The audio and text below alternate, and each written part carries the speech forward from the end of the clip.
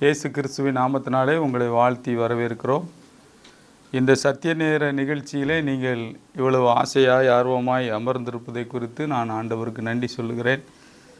கடந்த வாரத்திலே நாம் எபிரேயர் நிருபத்தை படித்து கொண்டிருக்கிறோம். முதல் அதிகாரத்திலே அவர் உட்கார்ந்தார், அதாவது அவருடைய இயேசு கிறிஸ்துவனுடைய தெய்வத்தன்மையை நாம் பார்த்தோம். இரண்டாம் அதிகாரத்திலே அவர் ஆபிரகாமின் சந்ததிக்கு கை கொடுத்தார் என்று பார்த்தோம்.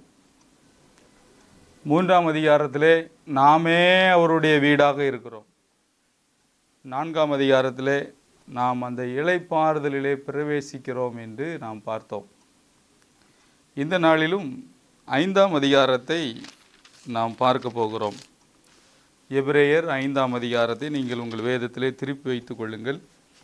அதற்கு ஒரு கீவேர்டு, அதாவது அதற்கு சொல்லப்பட்ட அந்த வார்த்தை என்ன வார்த்தை அப்படி என்றால், 9வது வசனத்தை நீங்கள் பார்ப்பீர்கள் என்றால், தாம் பூரணமான பின்பு தமக்கு கீழ்ப்படுகிற யாவரும் நித்திய ரட்சிப்பை அடைவதற்கு காரணமாகி.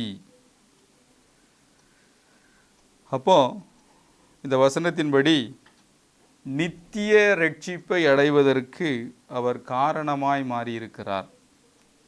ஸோ அவர் உட்கார்ந்தார், கை கொடுத்தார், நம்மை அவருடைய வீடாக மாற்றி இருக்கிறார். அதிலே நாம் இளைப்பாறுகிறோம். இப்பொழுது நமக்கு தெரிந்திருக்க வேண்டிய இன்னொரு காரியம் என்னவென்றால், இந்த எபிரேய ஆக்கியோன் ஃபோக்கஸ் பண்ணுகிற காரியம், இயேசு கிறிஸ்துவினாலே நாம் பெற்ற ரட்சிப்பு, அது நித்திய ரட்சிப்பு, இட்டர்னல் சால்வேஷன். இயேசு கிறிஸ்துவை நீங்கள் ஏற்றுக்கொண்டீர்களானால், உங்கள் இருதயத்திலே விசுவாசித்து நாவினாலே அறிக்கை செய்து இயேசு கிறிஸ்துவை உங்களுடைய தனிப்பட்ட முறையிலே இரட்சகராக, தேவனாக, கடவுளாக நீங்கள் ஏற்றுக்கொள்வீர்கள் என்றால் நீங்கள் ஆண்டவருடைய நித்திய ரட்சிப்பிலே இருக்கிறீர்கள் அந்த திட்டத்திலே என்பதை மறந்துவிடக்கூடாது. அது மாத்திரமல்ல, நீங்கள் இந்த வசனங்களெல்லாம் படிக்கும்போது அவர் என்ன எழுதுகிறார் என்றால், 12ஆம் வசனத்திலே, காலத்தை பார்த்தால் போதகராய் இருக்க வேண்டிய நீங்கள் உங்களுக்கு தேவனுடைய வாக்கியங்களின் மூல உபதேசங்களை மறுபடியும் உபதேசிக்க வேண்டியதாக இருக்கிறது. ஸோ இந்த நிருபத்தை எழுதி கொண்டிருக்கும் போது அவர் சலித்து கொள்ளுகிறார். உங்களுக்கு நான் இதை திரும்ப திரும்ப சொல்ல வேண்டியிருக்கிறது என்று. நாங்களும் இதை உங்களுக்கு ஞாபகப்படுத்துகிறோம். நீங்கள் பெற்ற ரட்சிப்பு அது நித்திய ரட்சிப்பு, அது ஒரு நாளும் நம்மளை விட்டு போகாது. இயேசு கிறிஸ்து சிலுவையிலே சிந்திய இரத்தம் எனக்கு நிலையான நித்தியமான ரட்சிப்பை உண்டாயிருக்கிறது. நான் ரட்சிக்கப்பட்டிருக்கிறேன் என்றால், நான் இந்த சரீரத்தை விட்டு போகும் வரைக்கும் நான் ஆண்டவருடைய பிள்ளைங்கிற நிச்சயத்தை நாம் இழந்து விடவே கூடாது. அதைத்தான் நாம் விசுவாசம் என்கிறோம். இந்த ஃபெய்த், இந்த புக்கே நம்மளை அதை தான் ஓம பண்ணுது. நம்மளை விசுவாசத்தினாலே நாம் நித்திய ரட்சிப்பை பெற்றிருக்கிறோம். உடனே உங்களுக்கு ஒரு கேள்வி வரலாம், பிரதர், நான் ஒரு சின்ன தப்பு பண்ணிட்டேன், இல்லை நான் பாவம் செஞ்சிட்டேனே, அந்த ரட்சிப்பு போயிருமா அப்படின்ட்டு. இன்றைக்கி நீங்கள் நல்லா தெரிந்து வைத்து கொள்ளுங்கள், ரட்சிப்பை தேவன் ஒரு நாளும் கேன்சல் பண்ணுறதே கிடையாது. ஏனென்றால் அது நித்திய ரட்சிப்பு. நாம் தான் பின்வாங்கி போகிறோம். நல்ல இதை ஞாபகம் வச்சுக்கிடுங்க. கெட்ட குமாரன் கதைன்னு சொல்லக்கூடாது. நல்ல தகப்பன் கதையில் நம்ம அப்படி தான் பார்க்குறோம். அவன் தகப்பனை விட்டு அவன்தான் தூரமாய் போனான். ஆனால் தகப்பன் நேசித்து கொண்டே இருந்தார். தேவன் மாறாதவர். அவருடைய ரட்சிப்பு நித்தியமானது. அவர் கல்வாரியிலே நமக்காக இரத்தம் சிந்தி மீட்டது நித்தியமானது. நாம் இருக்கிற நிலையை பொறுத்து அவர் மாறுவதே இல்லை. அவர் மாறாதவர். உங்கள் மைண்டு இன்றைக்கி நல்ல ஓமப்பாகட்டும். எனவே நாம் பெற்ற ரட்சிப்பு நித்திய ரட்சிப்பு. ஒருவேளை நீங்கள் ஆண்டவரை விட்டு பின்வாங்கி நீங்கள் போனால் நீங்கள் மறுபடியும் வர வேண்டும். அதை யோவான் அழகாக எழுதுவார். நாம் நம்முடைய பாவங்களை அறிக்கையிட்டால் எல்லா அநியாயத்தை நீக்கி நம்மை சுத்திகரிப்பதற்கு அவர் உண்மையுள்ளவர். நீங்கள் இருக்கிறது ரெண்டாவது. ஏனென்றால் அவர் உண்மையுள்ளவர், அவர் மாறாதவர், அவர் செய்த ரட்சிப்பு மாறாதது. இது உங்கள் மைண்டில் திரும்ப திரும்ப திரும்ப திரும்ப திரும்ப திரும்ப வரும்போது, உங்கள் மைண்டில் எப்போ பார்த்தாலும் இந்த காரியங்கள் ரிங்காரம் விடும்போது, நீங்கள் பாவத்திலே நிலை நிற்க முடியாது. என்னை இவ்வளவாய் நேசித்திருக்கிறாரே, சொந்த குமாரனையே கொடுத்திருக்கிறாரே, எனவே நான் அந்த ரட்சிப்பு நிறைவேற பிரயாசப்படுவேன்ங்கிறது நமக்குள்ளே தன்னால் வந்துடும். ஸோ நம்ம ஒரு நாளும் இந்த ரட்சிப்பை விளையாட்டாக நினைக்க முடியாது. ஏனென்றால் அது ஒரு நித்திய ரட்சிப்பு. அது மாத்திரமல்ல, 6ஆம் வசனத்தை நீங்கள் பார்த்தீங்கன்னா, அப்படியே வேறொரு இடத்திலும் நீர் மெல்கிசேதேக்கின் முறைமையின்படி என்றென்றைக்கும் ஆசாரியராயிருக்கிறீர். ஸோ என்றென்றைக்கும் அப்படின்னா என்ன அர்த்தம்னா, மாறாதவர் மாத்திரமல்ல, அழியாத, அதாவது எவர் எப்போதும் என்றென்றைக்கும் இருக்கிற ஒரு ஆசாரியர் நமக்கு உண்டு. அவர்தான் இயேசு கிறிஸ்து. எனவே உங்கள் வாழ்க்கையில் ஒரு நாளும் விசுவாசத்தை விட்டுவிடக்கூடாது. இவர் அப்படி தான் எழுதிக்கிட்டே வருகிறார். உட்கார்ந்தார், கை தூக்கி எடுத்தார். அது மாத்திரமல்ல, நாமே அவருடைய வீடாக இருக்கிறோம், இந்த இளைப்பாறுதலிலே நாம் பிரவேசிக்க வேண்டும். அது மாத்திரமல்ல, நீங்கள் பெற்ற ரட்சிப்பு அவருடைய என்றென்றைக்குமான அந்த பிரதான ஆசாரிய வேலையினாலே அது ஒரு நித்திய ரட்சிப்பாக இருக்கிறது. மறந்துடவே கூடாது. ஸோ எனவே அவர் என்ன செய்கிறார் என்றால், இந்த அதிகாரத்திலே அவர் எழுதும்போது மிக அருமையான ஒரு காரியத்தை அங்கே டீல் பண்ணுறார். அது என்ன அப்படின்னா, மெல்கிசேதேக் என்பதை குறித்து அவர் எழுதுகிறார். 6ஆம் வசனத்திலே நாம் பார்க்கிறோம். மெல்கிசேதேக் முறைமையின்படி அப்படின்னு அவர் எழுதுகிறார். ஸோ இதை ஆபிரகாம் காலத்தில் உள்ள செய்தியை எடுத்து புதிய ஏற்பாட்டு வெளிச்சத்திலே நமக்கு எழுதுகிறார். அப்போ இது என்னென்னா, வசனங்கள் நல்லா தெரியணுன்னு கீழே எழுதுகிறார். நீங்கள் பார்த்தீங்கன்னா 13ஆம் வசனத்தில், பால் உண்கிறவன் குழந்தையாக இருக்கிறபடினாலே நீதியின் வசனத்தில் பழக்கம் இல்லாதவனாக இருக்கிறான். ஸோ அதனால் என்றைக்குமே வசனத்தை படிக்கும்போது அதை ஒரு புதிய ஏற்பாட்டு வெளிச்சம் நமக்கு வேணும். புதிய ஏற்பாட்டை படிக்கும்போது பழைய ஏற்பாட்டில் உள்ள அந்த காரியங்களும் மைண்டில் வரணும். அதனால் இந்த பழக்கம் வரணும் நமக்கு. எதை படித்தாலும் ஆதி ஆகமத்திலேருந்து வெளிப்படுத்தல் வர படிக்கணும். பழைய ஏற்பாடு படிக்கும்போது புதிய ஏற்பாடு வெளிச்சத்தில் அதில் படிக்கணும். புதிய ஏற்பாடை படிக்கும்போது பழைய ஏற்பாடு நிழலில் அதை பார்க்கணும். ரொம்ப ரொம்ப முக்கியமானது. அப்போ தான் நம்ம பெற்றது ஒரு நிலையான ரட்சிப்பு என்று நமக்கு நன்றாக தெரியும். மற்றபடி நம்ம பேக் ஸ்லைடிங் ஆயிரும்.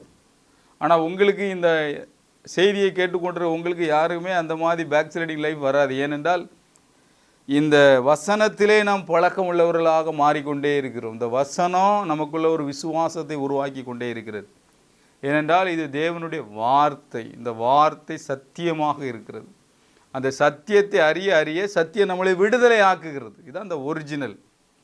ஸோ எந்த ஒரு செய்தியை நீங்கள் கேட்க கேட்க உங்களுடைய விசுவாசம் மாத்திரமல்ல, உங்களுடைய ஆவிக்குரிய வாழ்க்கை மாத்திரமல்ல, உங்கள் சரீர பிரகாரமான வாழ்க்கை மாத்திரமல்ல, உங்கள் ஆவியிலும் ஆத்மாவிலும் எல்லாவற்றிலும் ஒரு விடுதலையான வாழ்வு உண்டாகி கொண்டே இருக்க வேண்டும். அதை இந்த சத்திய நேர நிகழ்ச்சி உங்களுக்கு செய்து கொண்டிருக்கிறது. இயேசு கிறிஸ்துவின் நாமத்தினாலே, அவருடைய கிருபையினாலே. இப்பொழுது நான் உங்களுக்கு சொல்ல விரும்புகிற காரியம் என்னவென்றால், எந்த அளவுக்கு நீங்கள் வசனம் கேட்குறீங்களோ, எந்த அளவுக்கு நீங்கள் நீதியின் வசனத்தில் பழக்கமாகிறீங்களோ, அந்த அளவுக்கு உங்கள் லைஃப்பில் சேஞ்சஸ் வரும். நீங்கள் பழைய ஏற்பாடை படிக்கும் போதெல்லாம் புதிய ஏற்பாட்டுக்கு போகணும். உதாரணத்துக்கு, ஸ்திரீயின் வித்து சர்ப்பத்தின் தலையை நசுக்கும், உடனே உங்கள் மைண்டில் இயேசு கிறிஸ்து வந்துடணும். அவர் நசுக்கினார். அது மாத்திரமல்ல, பஸ்கா அடிக்கப்பட்ட ஆட்டுக்குட்டி, ஸோ அது இயேசு கிறிஸ்துவை குறிக்கிறது. அது மாத்திரமல்ல, யாத்ராகமத்தில் நாம் படிக்கும்போது அந்த வசனங்களிலே வருகிற எல்லா சம்பவங்களும், ஒரு தண்ணீர் பிரச்சனையோ அது எதுவாக இருந்தாலும் சரி, அந்த கண்மலை கிறிஸ்துவே அப்படிம்பார் பவுல். அப்படி நமக்கு அதை பார்க்க தெரியணும். என்னாமத்தை படிக்கும்போது உயர்த்தப்பட்ட வெண்கலம், யோவான் அதை எழுதும்போது இயேசுவே நமக்காக உயர்த்தப்பட்டார் என்று எழுதுகிறார். உபாகமத்தில் எழுதும்போது மோசே சொல்கிறார், என்னை போல ஒரு தீர்க்கதரிசியை உங்கள் நடுவிலே எழும்ப பண்ணுவார். ஸோ எந்த புக்கை எடுத்தாலும் சரி, லேவியராமத்தில் அவர் பலிகளை பற்றி எழுதும்போது எல்லாமே அது இயேசு கிறிஸ்துவினுடைய நிழலாட்டமாக இருக்கிறதை நாம் பார்க்கிறோம். எல்லா இடத்திலும் யோசேப்பு வாழ்க்கையா, அது இயேசு கிறிஸ்துக்கு ஒப்புமை. யாக்கோபுக்கு 12 பிள்ளைகளா, அந்த சந்ததியில் தான் இயேசு கிறிஸ்து வருகிறார். நாம் ஈசாக்கை போல வாக்கு தத்தத்தின் பிள்ளைகளாக இருக்கோம். எங்கே சுற்றினாலும் பார்த்தீங்கன்னா இந்த நீதியின் வசனம் நமக்கு பழக்கமாக மாற வேண்டும். அப்பொழுது என்றால் நம்முடைய ரட்சிப்பு நித்திய ரட்சிப்பாக அது இப்படி கண்மனையில் போட்ட அஸ்திவாரம் மாதிரி ஸ்ட்ராங்காக இருக்கும். உங்கள் வாழ்க்கையில் வந்து எப்போ பார்த்தாலும் வசனத்தை வாழ்க்கையில் விதைச்சிக்கிட்டே இருக்கணும். அதைத்தான் திங்க் பண்ணணும். எப்போ பார்த்தாலும் மைண்டில் இருந்துச்சுன்னா அதில் நீங்கள் வேறு கொள்ள கொள்ள கொள்ள கொள்ள உங்கள் லைஃப் வந்து நல்ல ஒரு, அதாவது என்ன சொல்லலைன்னா, ஒரு எக்ஸலண்ட் டீச்சர், பைபிள் டீச்சராக நீங்கள் வர முடியும். யாரும் உங்களை ஈஸியாக ஏமாற்ற முடியாது. ஏன்னா உங்கள்கிட்ட வேர்ட் ஆஃப் காட் இருக்கும். வசனம் தான் பாதைக்கு வெளிச்சம். அது மாத்திரமில்லை, 5ஆம் அதிகாரம் 9ஆம் வசனத்தை நான் மறுபடியும் உங்களுக்கு படிக்கிறேன். தாம் பூரணரான பின்பு தமக்கு கீழ்ப்படுகிற யாவரும் நித்திய ரட்சிப்பு அடைவதற்கு காரணராகி மெல்செயிதேக்கின் முறைமையின்படி ஆன பிரதான ஆசாரியரார் என்று தேவனால் நாமம் தரிக்கப்பட்டார். யாவரும், இந்த செய்தியை கேட்டுக்கொண்டிருக்கிற யாவரும் மாத்திரமல்ல, இந்த பூமியில் பிறக்கிற ஒவ்வொரு மனிதனும் இந்த நித்திய ரட்சிப்பை பெற முடியும். ஒன்றும் செய்யாண்டாம், இயேசு கிறிஸ்து மேலே ஒரு நம்பிக்கை. எவ்வளோ பெரிய காரியம் பாருங்கள். இயேசு கிறிஸ்துவோடு ஒரு கள்ளன் தொங்கி கொண்டிருந்தான். ஒன்றே ஒன்று தான் செய்தான், ஆண்டவரே என்னை நினச்சிக்கிடுங்கன்று அவர் மேலே தன்னுடைய நம்பிக்கையை வைத்தான். பாருங்க, அவன் அப்படியே அந்த பரலோகத்துக்கு எடுத்து செல்லப்பட்டான். அவரே சொன்னார், இன்றைக்கு நீ என்னோடு கூட பரதீசில் இருப்பாய். ஸோ இயேசு கிறிஸ்து சிலுவையிலே நமக்கு 2 காரியங்களை செய்திருக்கிறார். நல்ல மைண்டில் இன்னைக்கு ஏற்றிடுங்க. ஒன்று, நம்முடைய பாவத்தையெல்லாம் அவர் எடுத்துக்கொண்டார். எக்ஸ்சேஞ்ச் அப்படிங்கிறோம், பரிமாற்று. என்னுடைய பாவத்தையெல்லாம் அவர் எடுத்துக்கொண்டு அவருடைய நீதியை எனக்கு தரித்திப்பித்திருக்கிறார். அதைத்தான் நாம் 2 கொரிந்தியர் 5:21 படிக்கிறோம். பாவமறியாத அவரை நமக்காக பாவமாக்கினார், நாம் தேவ நீதியாகும்படி. அப்போது முதல் காரியம், அந்த நித்திய ரட்சிப்பில் என்ன நடந்திருக்கு அப்படின்னா, ஒரு எக்ஸ்சேஞ்சு நடந்திருக்கிறது. அதுக்கு பிறகு இன்னொன்று நடந்தது. அதுக்கு பேர் என்னென்னா டிரான்ஸ்ஃபார்ம் அல்லது டிரான்ஸ்ஃபர் அப்படின்னு சொல்லலாம், ஈஸியாக விளங்கணும். என்ன டிரான்ஸ்ஃபர் ஆகியிருக்குன்னா, அவருடைய தேவ நீதி மாத்திரமல்ல, நீங்கள் நல்ல பைபிள் படித்து பார்த்தீங்கன்னா தெரியும், அவர் சிலுவையில் என்ன செஞ்சார்னா, தலையை சாய்த்து முடிந்தது என்று சொல்லி ஜீவனை விட்டார் என்று. யோவானில் நீங்கள் படித்து பார்த்தீங்கன்னா, அவர் தலையில் இருந்த துணி சுற்றி ஒரு ஓரமாக இருந்துச்சு. அப்போ என்ன அர்த்தம்? அவர் தலை, அவர் செய்ய வேண்டிய எல்லா வேலையும் முடித்து சிலுவையில் நெஞ்சிட்டாரு, ஒப்பு கொடுத்துட்டாரு. இப்போ என்ன செய்கிறாருன்னா, அவர்கிட்ட இருந்த வல்லமை, அவர்கிட்ட இருந்த பவர் மாத்திரம் இல்லை, அவர்கிட்ட இருந்த எல்லா காரியங்களையும் பாடி ஆஃப் கிரைஸ்ட், சரீரமாகிய சபைக்கு தந்தர்லினார் அப்படின்னு போட்டு. நித்திய ரட்சிப்பில் 2 காரியம் நடந்துச்சு. ஒன்று எக்ஸ்சேஞ்சு நடந்துச்சு, அடுத்தது டிரான்ஸ்ஃபார்மர் நடந்துச்சு. டிரான்ஸ்ஃபர் பண்ணிட்டார் எல்லாத்தையும், நீதியை மாத்திரமல்ல வல்லமையை. மேலே போன உடனே பரிசுத்த ஆவியானவருடைய அந்த பவர், வல்லமை நம்ம ஆவியிலே தங்கும்படி கொடுத்தார். அதான் அதுக்கு பேர் நித்திய ரட்சிப்பு. ஒருவேளை இந்த சரீரம் டவுன்லோட் ஆகினாலும் இந்த பூமியோடு அது போகலாம், ஆனால் என்னுடைய ஆத்மா நெடுகவே ஆண்டவரோடு வாழும். ஏனென்றால் என்னுடைய ஆவியிலே தேவாவியானவர் வாசம் பண்ணுகிறார். அதுக்கு பேரே நித்திய ஆவி, இட்டர்னல் ஸ்பிரிட். நித்திய ஆவி ஏன் ஆவியில் ஜாயிண்ட் ஆகிறதுனால தான் அதுக்கு பேர் நித்திய ரட்சிப்பு. பிரியமானவர்களே, உங்கள் வாழ்க்கையில் இதை மறந்துடவே செய்யாதுங்க. நான் அதனால தான் நம்ம பெற்ற ரட்சிப்புக்கு பேர் நித்திய ரட்சிப்பு. ஸோ இயேசு கிறிஸ்து இந்த பூமியில் எப்படி இருந்தாரோ அப்படியே நாம் இருக்கிறோம். 1 யோவான் 4:17 உங்கள் மரப்பாடமாக உங்கள் மைண்டில் வந்துட்டு, அவர் இருக்கிற வண்ணமாகவே நாம் இந்த பூமியில் இருக்கிறோம். எப்படி அவர் பரிசுத்த ஆவியினாலே நிரப்பப்பட்டு இருந்தாரோ அதே போல் நாம் கிறிஸ்துவின் ஆவியினாலே நம்முடைய ஆவியிலே ஜாயிண்ட் ஆகி இருக்கிறோம். இது நமக்கு நித்திய ரட்சிப்பை அருளி செய்திருக்கிறது. உங்கள் கண்கள் தான் திறக்கப்படணும். பிரகாசம் உள்ள மனக்கண்கள் உங்களுக்கு வேண்டி இருக்கிறது. உங்கள் வாழ்க்கையை நீங்கள் வீணடித்த நாட்கள் போதும். அவர் உங்களை நீதிமானாய் மாற்றி வைத்திருக்கிறார். உங்களை ஒரு பரிசுத்தவானாய் மாற்றி வைத்திருக்கிறார். எவ்வளவு பெரிய காரியம் பாருங்க. இதை கள்ளன் புரிஞ்சுக்கிட்டான், பவுல் புரிஞ்சுக்கிட்டாரு. அவர் தான் அடிக்கடி சொல்கிறாரு, பிரதான பாவியாகிய என் மேல் அவர் கிருபை அருளினார் அப்படி. ஏன் இதை திரும்ப திரும்ப எல்லா நிருபங்களையும் எழுதுறாருன்னா, அவரால் இருக்க முடியல. நாம் பாவிகளாக இருக்கையில் கிறிஸ்து நமக்காக மரித்ததினாலே. திரும்ப திரும்ப உங்கள் மைண்ட்லேயே தான் வரணும். குடும்பத்தில் பிரச்சனையா, வேலையில் பிரச்சனையா, ஊழியத்தில் பிரச்சனையா, உங்கள் மைண்டில் வர வேண்டியது தேவ அன்பு. நான் அவரை தேடலை, ஆனால் அவர் என்னை தேடி வந்தார். நான் அவரை விரும்பிக்கிடவே இல்லை, ஆனால் அவர் என்னை தேடி வந்தார். இந்த அன்பை உணரணுங்கார். இந்த அன்பின் நீளம் அகலம் ஆழம் உயரத்தை உணர அறிவு கெட்டாத இந்த அன்பை உணர்ந்து வல்லவர்களாக அதில் மாற மாற மாற பிறரை நேசிக்கிறது, மனைவியை நேசிக்கிறது, பிள்ளைகளை நேசிக்கிறது, கணவனை நேசிக்கிறது, உடன் பிறந்தவர்களை நேசிக்கிறது ஈஸியாகும். ஏனென்றால் உங்களுக்குள்ள இருக்கிறது நித்திய ரட்சிப்பு.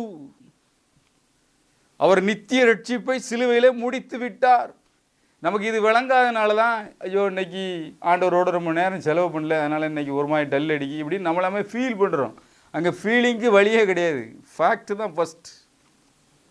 அந்த ஃபேக்ட்ஸில் ஃபெய்த் ஆகணும். அது என்ன ஃபேக்ட், அது என்ன உண்மை, சத்தியம் என்னன்னா, அவர் எனக்காக நித்திய ரட்சிப்பை அருளி செய்திருக்கிறார். அதான் ஃபேக்ட். அதில் விசுவாசம் வைக்கும்போது என்னுடைய உணர்வுகளோ உணர்ச்சிகளோ அதெல்லாம் தேர்டு தான். அது வருதோ வரலையோ அதெல்லாம் எனக்கு பிரச்சனை கிடையாது. இப்படி உங்கள் மைண்டை நீங்கள் செட் பண்ணும்போது நீங்கள் நீதியின் வசனத்திலே பழக்கம் உள்ளவர்களாக மாறுகிறீர்கள். அது மாத்திரமல்ல, உங்களுடைய ஜெப வாழ்க்கையிலே ஒரு மாற்றம் வந்துடும். நீங்கள் 7ஆம் வசனத்தை பார்த்தீங்கன்னா, இயேசு கிறிஸ்துவனுடைய ஜெப வாழ்க்கை இங்கே பதிவு செய்யப்பட்டிருக்கிறது. அவர் மாம்சத்தில் இருந்த நாட்களில் தம்மை மரணத்தினின்று ரட்சிக்க வல்லமை உள்ளவரை நோக்கி பலத்த சத்தத்தோடும் கண்ணீரோடும் விண்ணப்பம் பண்ணி வேண்டுதல் செய்து தமக்கு உண்டான பயபக்தி நிமித்தம் கேட்கப்பட்டு அவர் குமாரனாயிருந்தும் பட்ட பாடுகளினாலே கீழ்ப்படிதலை கற்றுக்கொண்டு தாம் பூரணரான பின்பு தமக்கு கீழ்ப்படுகிற யாவரும் நித்திய ரட்சிப்பை அடைவதற்கு காரணமாகி மெல்கிசேதேக்கின் முறைமையின்படியான பிரதான ஆசாரியர் என்று தேவனாலே நாமும் தரிக்கப்பட்டார். அவர் ஈஸியாக ஒன்றும் அதை செய்யலை. நாம் கஷ்டப்படக்கூடாதுங்கிறதுக்காக அவர் என்ன செய்தார் என்றால், பலத்த சத்தத்தோடும் கண்ணீரோடும் மாம்சத்தில் இருந்த நாட்களில் எல்லாம். அப்போ இதில் நம்ம என்ன கண்டுபிடிக்கிறோம் அப்படின்னா, இயேசு கிறிஸ்துமாதியே ஜோம் பண்ண பழகணும். வாழ்க்கையில் மறந்துடக்கூடாது. திரும்ப திரும்ப நான் உங்களுக்கு சொன்னாலும் மறுபடியும் சொல்ல விரும்புகிறோம். இயேசு எப்படி டீச் பண்ணி கொடுத்தாரோ அப்படி டீச் பண்ணி நம்ம என்ன செய்யணும்னா ஜோம் பண்ண பழகணும். இங்கே அவர் பலத்த சத்தம், கண்ணீர், இது அவ்வளோ எதுக்குன்னா நாம் நித்திய ரட்சிப்பை பெறணும் அப்படின்ட்டு. ஸோ இயேசு கிறிஸ்து மாதிரியே இந்த பூமியிலே செயலாற்றும்படி ஆண்டவர் நம்மளை மாற்றி வைத்திருக்கிறார் சிலுவையின் வழியாக. நீங்கள் இதில் மார்க்கு 11ஆம் அதிகாரத்தை எடுத்து பார்ப்பீர்கள் என்றால், நம்மளையும் அப்படி தான் அவர் பேச சொல்கிறார் பிரச்சனைகள் வரும்போது. மார்க்கு 11 நீங்கள் எடுத்து பார்த்தீங்க அப்படின்னா ரொம்ப அருமையான ஒரு வசனம் இருக்கிறது. மார்க் எழுதின சுவிசேஷம் 11ஆம் அதிகாரம் 21வது வசனத்தை நீங்கள் பார்த்தீங்கன்னா, அங்கே பேதுரு நினைவு கூறுறான். என்ன நினைவு கூறுறான்? 21ஆம் வசனத்தில் பார்த்தீங்கன்னா, பேதுரு நினைவு கூர்ந்து அவரை நோக்கி, ரபி, இதோ நீர் சபித்த அத்திமரம் பட்டு போயிட்டு என்றான். அவர் பேசுகிறாரு, பட்டு போயிட்டு. உடனே நீங்கள் பார்த்தீங்கன்னா ஆண்டவர் சொன்ன ஒரே ஒரு வார்த்தை என்னென்னா, இது முதல் ஒரு காலம் ஒருவனும் உன்னிடத்தில் கனியை புசியாதிருக்க கிடவுது, அவ்வளோதான் சொன்னார். உடனே அவன் அதை சபிச்சதாகவே நினச்சிக்கிட்டான். அவர் ஒன்று அங்கே பேசுகிறார், அவ்வளோதான். உடனே 21ஆம் வசனத்தில் பேதுரு நினைவு கூர்ந்து அவரை நோக்கி, ரபி, நீர் சபித்த அத்திமரம் பட்டு போயிட்டு என்றான். இயேசு அவர்களை நோக்கி இப்போ தான் சொல்லி கொடுக்குறார், எப்படிப்பா நீ ஒரு காரியத்தை மேற்கொள் பண்ணணும் அப்படின்ட்டு. அவனுக்கு அது மலை மாதிரி ஒரு பெரிய நல்ல பச்சை மரம் படுதுங்கிறது விளையாட்டான ஒரு காரியம் இல்லை. ஒரே நாளில் சொல்லி கொடுக்கார். இயேசு அவர்களை நோக்கி, ஃபஸ்ட்டு நீ என்ன செய்யணும்னா தேவனிடத்தில் விசுவாசம் உள்ளவர்களாக இருங்கள். இப்போ நீங்கள் ஒரு பிரச்சனையை பார்த்து பேச போகிறீங்க, இல்லைனா ஒரு ஆளுக்கு ஜெபிக்க போகிறீங்க, இல்லைனா ஒரு வியாதிக்காக ஜெபிக்க போகிறீங்கன்னா முதல்ல நல்ல மைண்டில் வச்சுக்கிடுங்க, ஆண்டவர்கிட்ட ஒரு விசுவாசம். தேவனிடத்தில் சேருகிறவன் அவர் உண்டென்றும் தம்மை தேடுகிறவர்களுக்கு பலன் அளிக்கிறவனும் விசுவாசிக்க வேண்டும். தேவன் சர்வ வல்லவர், தேவன் சர்வ வியாபி, தேவன் சர்வத்தையும் அவர் தம்முடைய கண்ட்ரோலில் வைத்திருக்கிறாங்கிற அந்த ஃபெய்த் நமக்குள்ளே இருக்கும். அவர் எல்லா இடத்திலும் இருக்கிறார், எங்கும் இருக்கிறார், எல்லாவற்றையும் அறிந்திருக்கிறார். அது மாத்திரமல்ல, எல்லாம் செய்ய வல்லவர். இந்த தாட் நமக்குள்ளே இருந்துச்சுன்னா அந்த ஆண்டவருக்கு நான் பிள்ளை. ஸோ அந்த விசுவாசம் நமக்குள்ளே இருக்கணும். அதான் தேவனிடத்தில் விசுவாசம் உள்ளவர்களாக இருங்கள். அதுக்கு பிறகு சொல்கிறாரு, எவனாயிலும் இந்த மலையை பார்த்து நீ பெயர்ந்து சமுத்திரத்தில் தள்ளுண்டு போ என்று சொல்லி தான் சொன்னபடியே நடக்கும் என்று தன் இருதயத்திலே சந்தேகப்படாமல் விசுவாசித்தால் அவன் சொன்னபடியே ஆகும் என்று மெய்யாகவே உங்களுக்கு சொல்லுகிறேன். ஸோ அந்த மலையை பார்த்து, பிரச்சனையை பார்த்து, வியாதியை பார்த்து பேசு அப்படிங்கிறார். இயேசுவின் நாமத்தினாலே வெளியே போ என்று சொல்லுங்கள் என்று சொல்லுகிறார். அப்படி சொல்லிட்டு அது நடக்கும் என்று இருதயத்தில் நம்ப வேண்டும், விசுவாசிக்க வேண்டும்.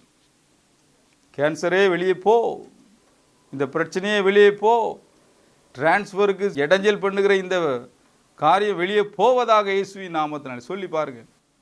ஆதலால் அடுத்த வசனம், நீங்கள் ஜெபம் பண்ணும்போது எவைகளை கேட்டுக்கொள்வீர்களோ அவைகளை பெற்றுக்கொள்வோம் என்று விசுவாசியுங்கள், அப்பொழுது அவைகள் உங்களுக்கு உண்டாகும் என்று சொல்லுகிறேன். அப்போ என்ன அர்த்தம்? நீங்கள் எதற்காக நீங்கள் பேசினீர்களோ அது நடக்கும் என்று கண்டினியூஸாக. முந்தின நாள் ராத்திரி அவர் சாயங்காலம் அவர் இந்த மரத்தை பார்த்து பேசியிருக்கிறார். இரவிலே வேர்பட்டு போனது, அடுத்த நாள் 24 hours கழித்து இலப்படுது. அப்போ ஆண்டவருக்கு தெரியும் அது நடந்துடும் அப்படின்ட்டு. இதே விசுவாசத்தை நம்ம இடத்துல அவர் வைத்திருக்கிறார். நம்ம விசுவாசிக்கிறோம். இந்த விசுவாசம் நமக்குள்ளே ஆண்டவர் கொடுத்தது. ஆண்டவரை விசுவாசிக்க விசுவாசிக்க அந்த வசனம் இந்த விசுவாசத்தை நமக்குள்ளே பிறப்பிக்கிறது. அப்பொழுது அவைகள் உங்களுக்கு உண்டாகும். ஸோ அதை நம்ப நம்ப நமக்கு உண்டாயிரும் அப்படிங்கிறார். கடைசியாக ஒன்று சொல்லி முடிக்கிறார், நீங்கள் நின்று ஜெபம் பண்ணும்போது ஒருவன் பேரில் உங்களுக்கு யாதொரு குறை உண்டாயிருக்குமானால் பரலோகத்தில் இருக்கிற உங்கள் பிதா உங்கள் தப்பிதங்களை உங்களுக்கு மன்னிக்கும்படி அந்த குறையை அவனுக்கு மன்னியுங்கள். ஒரு கசப்போடு நீ இதை செய்யாத அப்படிங்கிறது ரொம்ப ரொம்ப ரொம்ப முக்கியமான காரியம்.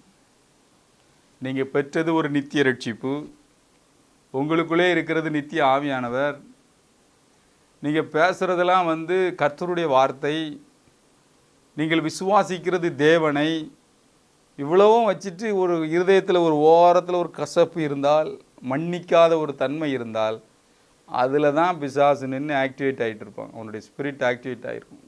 யாரையாவது குறை சொல்கிறது, குற்றம் கண்டுபிடிக்கிறது, எரிச்சல் அடைகிறது. அப்போ உங்களுடைய ஆவிக்குரிய சத்தை, அதாவது நீங்கள் விசுவாசிக்கிறத, ஜெபத்தில் பேசுகிறத, பிரச்சனைகளை ஓவர் கம் பண்ணுறத, ஜெபத்தில் விசுவாசமாக இருக்கிற எல்லாத்தையும் அது உறிஞ்சிருக்கு. அப்படி இந்த அட்டை மாதிரி உறிஞ்சிருது. ஏனென்றால் அவன் திருடவும் கொல்லவும், நம்முடைய ஆவிக்குரிய காரியத்தை திருடவும் கொல்லவும் தான் வரான். நேக்கா வரான், அதாவது கண்ணி வச்சு வரான். பவுல் சொல்லுவார்ல, நான் அவனை மன்னிச்சிட்டேன், ஏனென்றால் அவனுடைய தந்திரங்கள் நமக்கு தெரியாதவைகள் அல்லவே. ஒரு மன்னிக்காத தன்மை இருக்கும்போது அங்கே அவன் ஆக்டிவேட் ஆகிட்டு இருக்கான். நீங்கள் பெற்ற ரட்சிப்பு ஓகே, சிலுவையிலிருந்து கிடைச்சது தான், ஆனால் அதை திருடுவதற்கு அவன் ரெடியாக இருக்கான். மறந்துடக்கூடாது.